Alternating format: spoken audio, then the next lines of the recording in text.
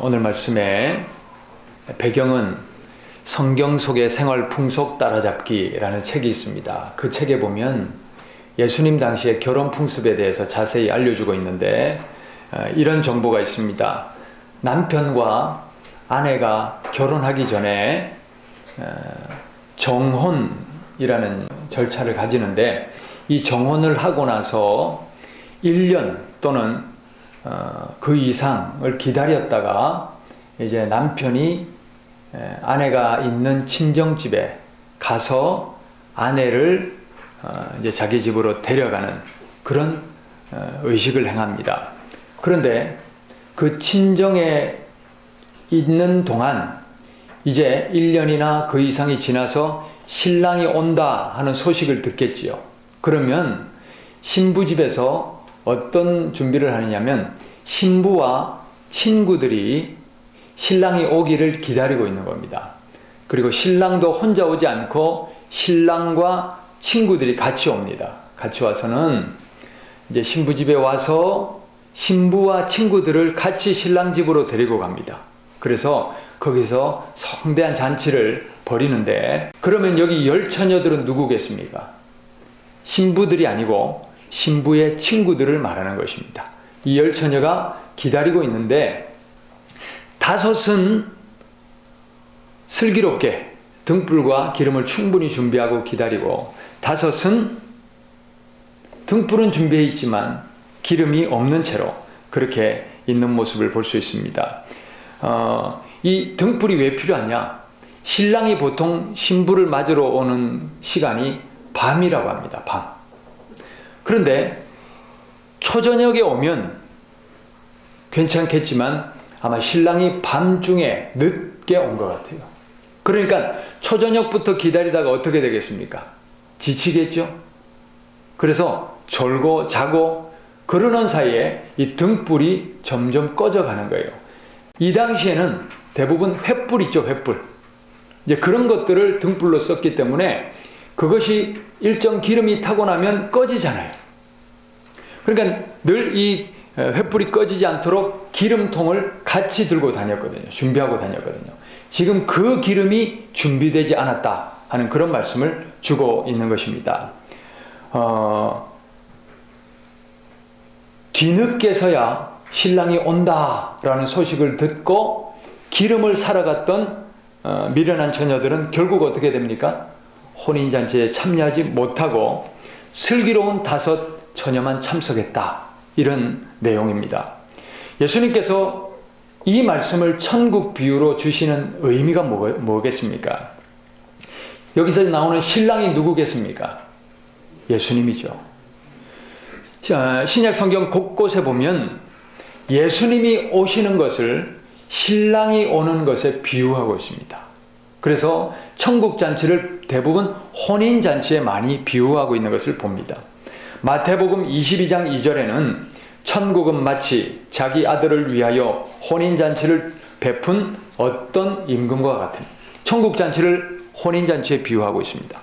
계시록 19장 9절 말씀, 천사가 내게 말하기를 기록하라, 어린 양의 혼인 잔치에 청함을 받은 자들은 복이 있도다 하고, 또 내게 말하되 이것은 하나님의 참되신 말씀이라. 예수님이 재림하시고 마지막 심판하시고 또 믿음의 권속들을 천국으로 불러 모으는 것을 뭐라고요? 혼인잔치에 비유하고 있습니다. 신랑이신 어린 양 예수님, 신부는 누굽니까? 우리들. 마지막 심판날에 신랑이신 예수님이 오실 때에 다 천국잔치에 참여할 수 있도록 우리 모두는 등불을 준비하고 있어야 할 것입니다. 그러면 등불은 무엇입니까? 그리고 어떻게 준비해야 됩니까? 제가 이번 통일광장 기도회 때 기도하는 중에 하나님이 제 마음속에 강하게 지금 우리가 이럴 때가 아니다 하는 그런 마음을 주셨어요. 그래서 이 말씀을 준비하게 되는데, 미련한 5 처녀도 슬기로운 5 처녀도 다 등불은 준비하고 있습니다. 그런데 미련한 5 처녀는 이 등불을 켜놓고 어떻게 합니까? 자기네들 비추는 일에만 등불을 다 써버립니다. 그래서 정작 신랑이 왔을 때는 신랑을 맞이하고 비추고 신랑과 함께 자기가 가는 길을 비추어야 될 등불을 꺼뜨려 버립니다. 우리의 등불은 누구를 위하여 준비되어야 합니까? 신랑이신 예수님을 맞이하기 위해서 우리의 등불은 켜져 있어야 됩니다. 높이 들려야 합니다. 나만 비추고 내가 하고 싶은 일에 하는 데에만 등불을 소진해 버리면 안 됩니다. 우리의 등불은 신랑이신 예수님을 목적으로 예수님을 맞이하기 위해서 켜져 있어야 된다는 말씀입니다. 그런데요, 자기만을 위해서 등불을 다 써버리는 사람이 얼마나 많은지 모릅니다. 신랑이신 예수님은 생각하지도 않고 기다리지도 않고 바라보지도 않고 그저 내 앞가림하고 내 먹고 사는 것, 내가 하고 싶은 것, 즐기고 싶은 것, 그런 것들을 위해서 등불을 다 써버리는 사람들이 얼마나 많습니까? 나의 등불은 예수님을 맞이하기 위해서 켜져 있습니까? 예수님을 맞이하기 위한 우리 예배의 등불이 켜져 있습니까? 기도의 등불이 예수님을 맞이하기 위해서 켜져 있습니까? 예수님을 맞이하기 위한 말씀 순종의 등불은 켜져 있으십니까? 우리가 지금 당장 내 인생의 끝이 오고 예수님 앞에 설지라도 예수님을 비추며 서 있을 등불이 준비되어 있는가? 우리는 점검해 보아야 할 것입니다. 우리는 지금 이렇게 살아갈 때가 아닙니다. 세상은 점점 악해져서 거짓되고 불의한 것이 의를 삼켜버리는 시대가 되었습니다. 동성애 이미 합법화됐습니다. 그래서 동성애 하는 사람을 처벌하지 않습니다. 이제 한 걸음 나아가서 차별금지법이 통과되고 나면, 그런 자들이 득세를 하고 나면 동성애 합법화를 넘어서 이제는 동성애를 금지하고 죄악이라고 하는 교회와 성경이 불법자로 몰리게 됩니다. 처벌받는 시대가 됩니다. 국회의원들은 나라를 살리고 국민들이 잘되게 하는 법을 발의하라고 세워놨는데 나라를 망하게 하는 법, 이리저리 꼼수를 써가며 국회의원들만 배불리는 그런 법들을 찍어내고 있는 악법 공장이 되고 있습니다. 학교는 전교조가 득세를 하여 학생들에게 거짓된 정보를 주고 그들을 선동하고 이용해 먹기에 편리한 사상적으로 타락한 세대를 만들어내고 있습니다. 방송 언론은 어떻습니까? 공정한 보도만 해도 국민들에게 그것을 판단할 수 있는 분별력이 생길 텐데 한쪽에만 치우친 편파 보도를 통해서 국민 여론을 특정한 세력에 몰아주고 있습니다. 지금 우리나라는 이로 인해서 좌냐 우냐 이런 싸움으로 인해서 진리가 무엇인지 참이 무엇인지를 놓치고 있는 극단적인 양극화로 국가 분열이 심각해지고 있고 국가 위기 사태에 몰려 있습니다. 이보다 더 심각한 것이 무엇입니까? 그것은 죄악이 온 세상을 덮고 있다는 것입니다. 이제는 거룩함과 정직함과 선을 말하는 사람이 우습게 여겨지고 있습니다. 죄 짓는 것을 자랑스럽게 떠들고 있습니다.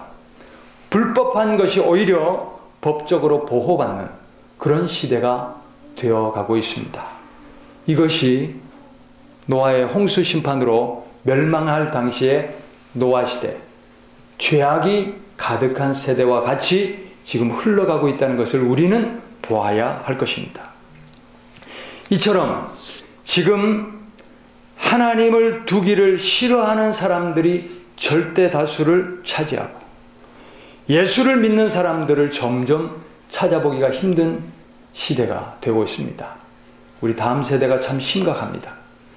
우리 마룬의 반이 20명 가까이 되는데 예수 믿는 아이가 마루 혼자랍니다. 성경에 보면 의인이 강성한 시대는 흥하지만 의인이 죄악에 삼켜지는 그런 시대는 반드시 망하고 맙니다. 소돔과 고모라는 의인 10명이 없어서 망했습니다. 그러나 한편으로 망하고 심판받아야 될 이스라엘 백성은 의인 한 사람, 그 모세의 기도를 들으신 하나님께서 이스라엘 전체를 용서해 주신 그런 사건도 기록되어 있습니다.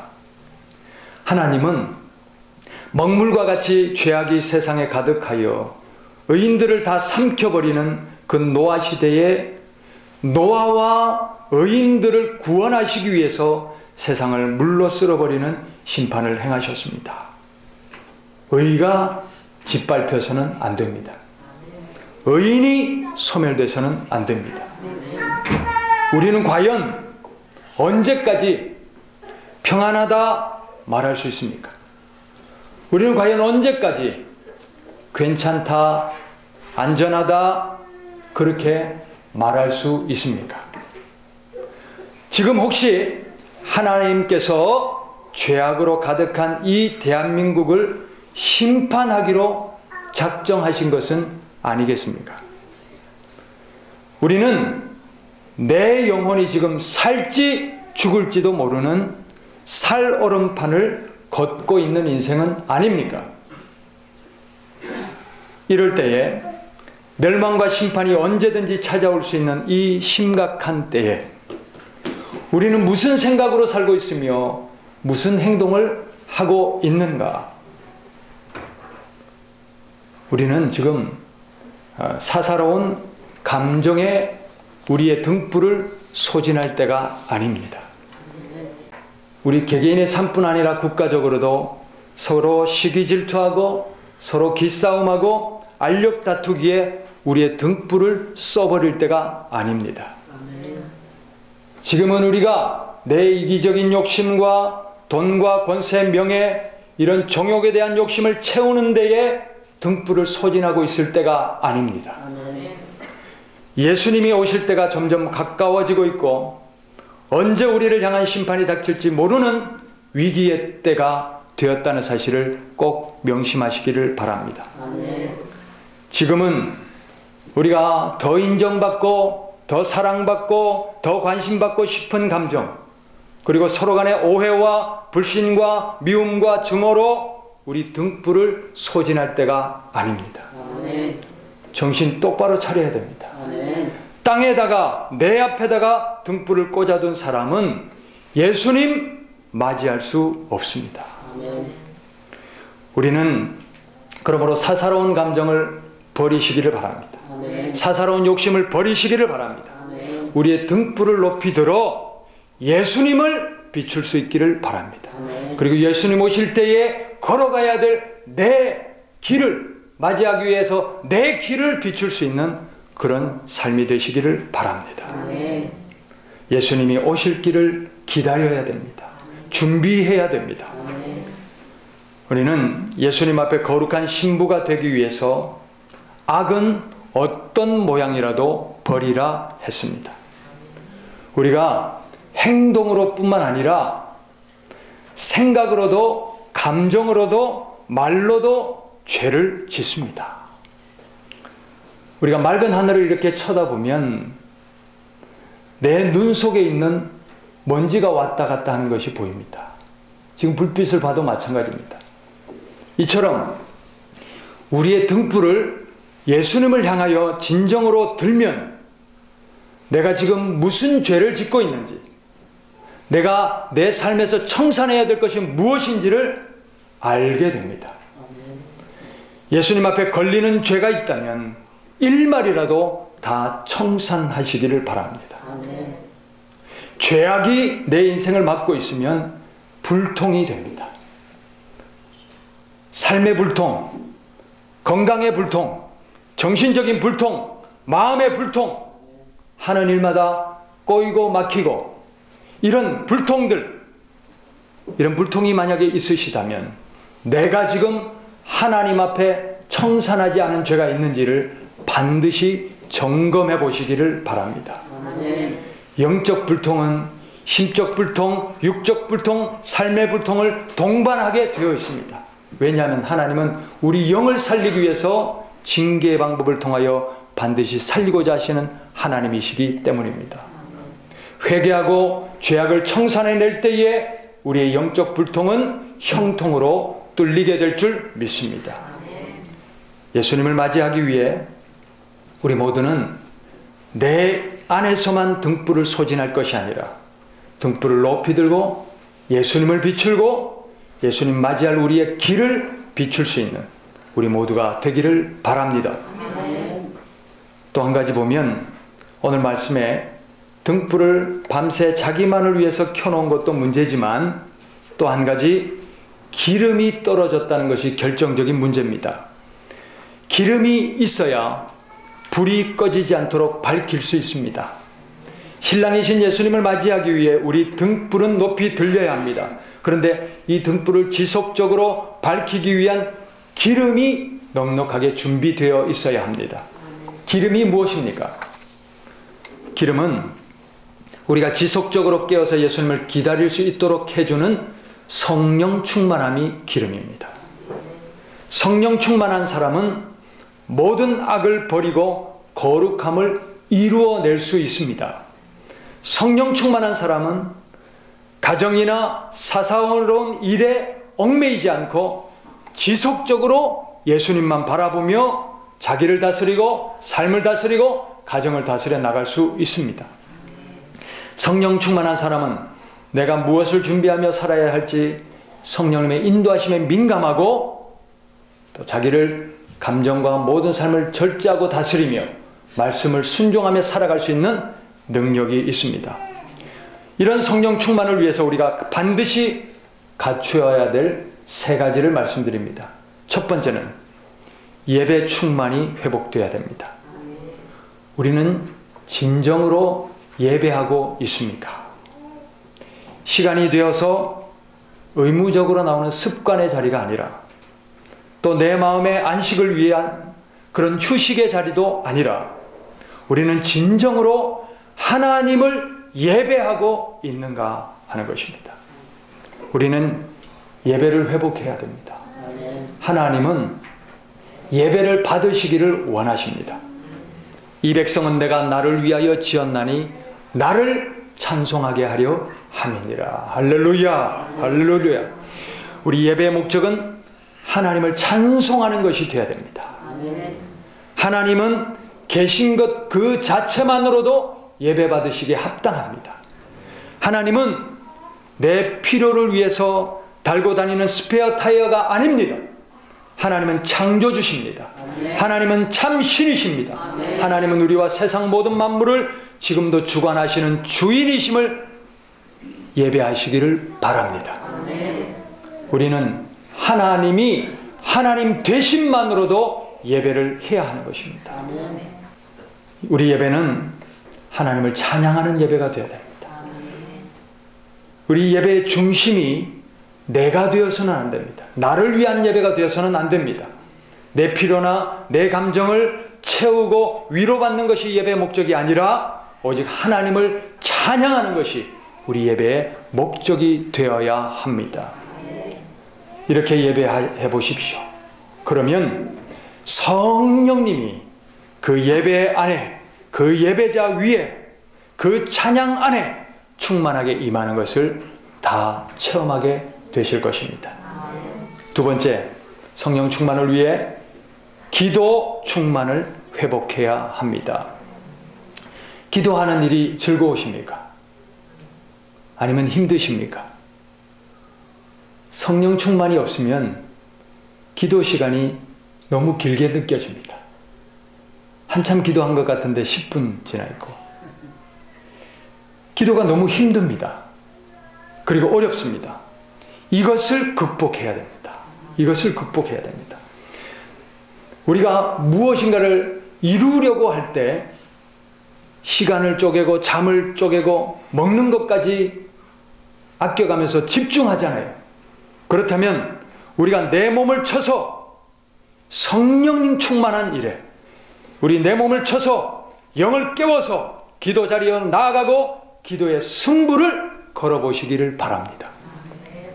우리가 기도하지 못하도록 몸과 마음과 영혼을 묶고 있는 이 어둠의 권세를 예수의 이름으로 떠나갈지어다. 아멘. 어둠의 권세는 깨질지어다. 소멸될지어다.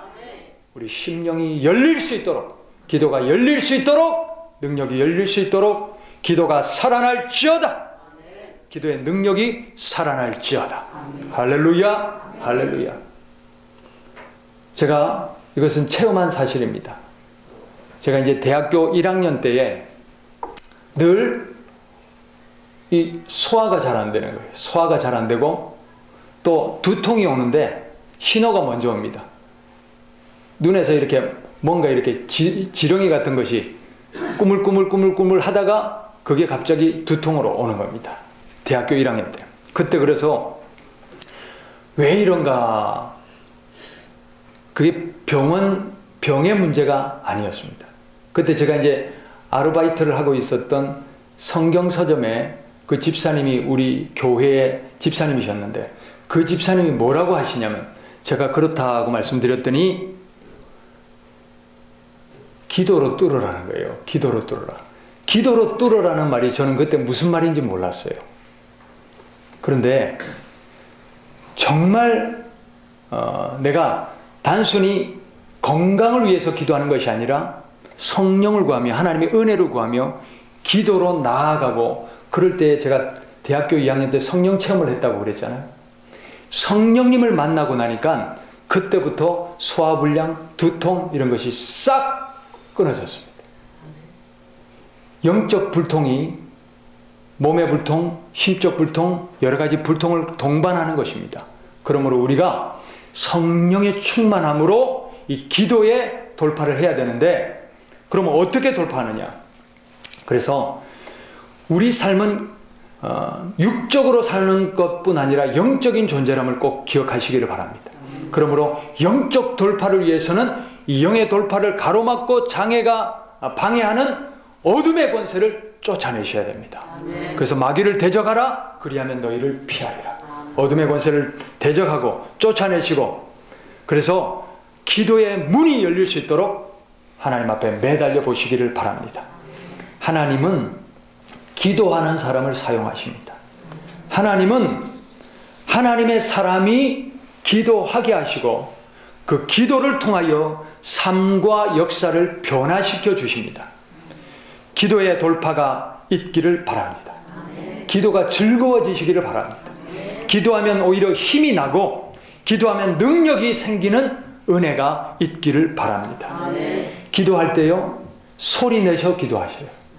물론 속으로 성령님과 교감하고 충분히 이 교감이 있으신 분들은 성령님과 교감 있는 그런 침묵의 기도를 하실 수 있지만 소리를 내어 기도하는 것이 좋습니다. 왜냐하면 우리가 내는 소리는 우리의 정신과 마음과 몸을 깨우는 능력이 있기 때문입니다. 그러므로 통성기도 할 때는 통성으로 영적인 묶임이 뚫어지도록 기도하시기를 바랍니다. 요즘 주여 외치고 기도하는 것으로 뭐 시비를 걸고 또 딴지를 걸고 그러는 사람도 많습니다. 그러나 주여 할 때는 주여 하셔요. 주여, 그냥 말이 주여가 아니라 주님 하나님을 사모하며 이 영적 불통, 영적 막힘, 하수구가 막히듯이 막힘을 뚫어내는 것이 바로 주여 하는 외침입니다. 하나님, 예수님, 주여! 그러면서 우리 영이 이 불통을 뚫어내고 하나님 앞에 올라가도록 기도하셔야 됩니다. 아멘. 기도가 그저 가다가 꺾여버리고 가다가 말고 이런 기도가 돼서는 안 됩니다. 하나님 앞에 정확하게 전달되는 기도가 돼야 됩니다. 아멘. 기도에 뚫어지면, 기도의 능력이 생기면 그 다음부터 하나님이 들으시는 기도가 되는 것입니다. 혼자서 기도할 때도 분명한 소리로 영과 혼과 육을 깨우시며 하나님이 들으시는 기도를 하시기를 바랍니다. 그리고 비록 지금은 소망이 없어 보일지라도 선포하는 기도를 하시기를 바랍니다. 소망을 가지고 비전을 가지고 되리라 선포하시기를 바랍니다. 그렇게 기도할 때에 하나님은 우리 말이 내 귀에 들린 대로 행하리라 하셨습니다. 할렐루야. 기도의 돌파가 있어야 됩니다. 모든 영적 불통이 기도의 돌파로, 형통으로, 능력으로 성령 충만을 이루는 우리 모두가 되기를 바랍니다. 끝으로 세 번째, 말씀 충만이 성령 충만을 가져옵니다. 하나님의 말씀이 깨달아지시는 은혜가 있기를 바랍니다. 하나님의 말씀이 맛있는 은혜가 있기를 바랍니다. 하나님의 말씀이 행해지시는 은혜가 있기를 바랍니다. 이 말씀의 깨달음이 있고 말씀의 능력이 생기면 놀랍게도 우리 영혼이 정말 든든히 세워집니다. 기도는 쉽게 말씀드리면 능력과 하나님과의 교감을 위해서 필요하다면 말씀은 우리 영혼의 구원을 위해서 절대적으로 필요합니다.